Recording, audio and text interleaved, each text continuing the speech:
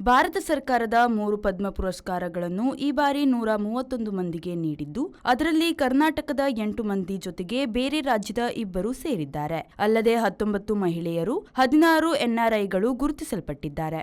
2026ನೇ ಸಾಲಿನ ಪದ್ಮವಿಭೂಷಣ, ಪದ್ಮಭೂಷಣ, ಪದ್ಮಶ್ರೀ ಪುರಸ್ಕಾರಗಳು 131 ಮಂದಿಗೆ ಸಂದಿವೆ. ಕರ್ನಾಟಕದ ಶತಾವಧಾನಿ ಗಣೇಶ್ ಪದ್ಮಭೂಷಣ ಪಡೆದಿಹರು.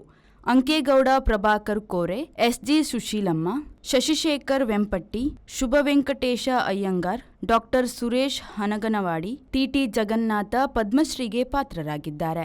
ಕೊನೆಯವರೆಗೆ ಮರಣೋತ್ತರವಾಗಿ ಸಂದಿದೆ. ಮದರಾಸು ಕನ್ನಡಿಗ ಡಾಕ್ಟರ್ ಹಂದೆ ಎಂದು 2 ಪರ ರಾಜ್ಯದ ಕನ್ನಡಿಗರು ಪುರಸ್ಕೃತರಾಗಿದ್ದಾರೆ. ಧಾರವಾಡದ ಅರ್ಮಡಾ ಫೆರ್ನಾಂಡಿಸ್ ಮಹಾರಾಷ್ಟ್ರದ ಕೋಟಾದಲ್ಲಿ ಪದ್ಮ ಹಿಡಿದಿದ್ದಾರೆ.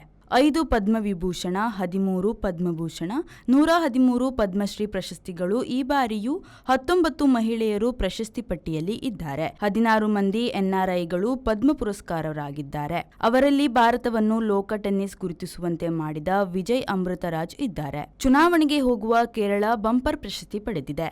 5 ಪದ್ಮವಿಭೂಷಣಗಳಲ್ಲಿ 3 ಕೇರಳದವರು. ಕೆಟಿ ಥಾಮಸ್, ಪಿ ನಾರಾಯಣ್ ಹಾಗೂ ಮರಣೋತ್ತರವಾಗಿ ಕೇರಳದ ಮಾಜಿ ಮುಖ್ಯಮಂತ್ರಿ ವಿಎಸ್ ಅಚ್ಯುತಾನಂದ್ ಕೇರಳ. ಅದೇ ರೀತಿ ಚುನಾವಣೆಗೆ ಮುಖ ಮಾಡಿರುವ ತಮಿಳುನಾಡು ಬೇರೆಲ್ಲ ರಾಜ್ಯಗಳಿಗಿಂತ ಹೆಚ್ಚು 13 ಪದ್ಮ ಪ್ರಶಸ್ತಿಗಳನ್ನು ಈ ಬಾರಿ ಪಡೆದಿದೆ.